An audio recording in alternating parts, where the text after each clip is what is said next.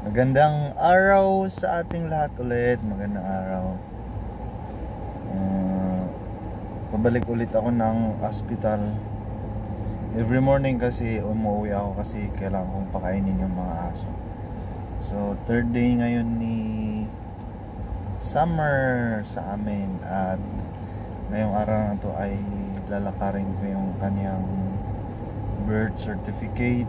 At hindi kami kasi pwedeng lumabas sa ospital, or hindi kami papayagang lalabas sa ospital kung wala siyang birth certificate. So ngayong araw na to,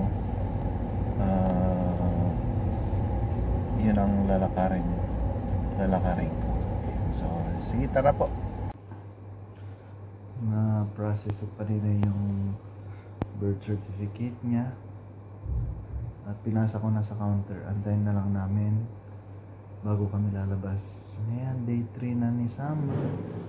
Lalabas na after 3 days. After 3 days. Open your eyes.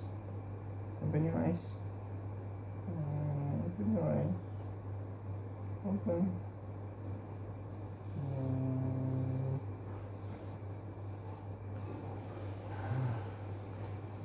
Grabe, nakakapagod, pero andito naman si Summer eh. Diba?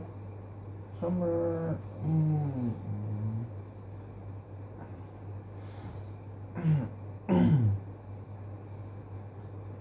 Hindi ko mapakita yung certificate kasi pinasa ko dun, kailangan nila. Hindi kami makakalabas pag wala yun. Hindi nila palalabas itong summer na to. Ano?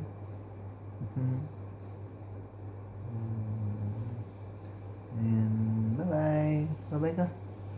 Mamaya uwi na kami. Bye-bye. Yung pang-apat na video natin, nasa bahay na kami. Bye. Nakauwi na kami. Ay, umuutot. Nandito na kami sa bahay. After how many days tayo sa hospital? 3 days. 3 nights. 4 days and 3 nights. Nakauwi na kami. Pang 3 araw na tong babae na to.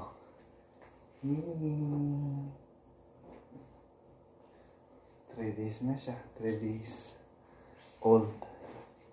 Hindi na siya 1 day old. 3 days na. Ayan. Yay.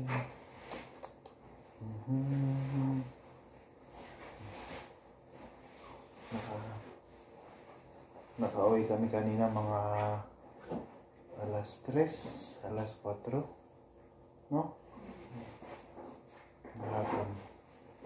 Ayan, matutulog na kami. Matutulog na siya. Ay, tulog na pala siya. So, yan po ang video natin ngayong pangatlong araw ni Summer. Ayan. Bye-bye. Say good night, Summer. Good night.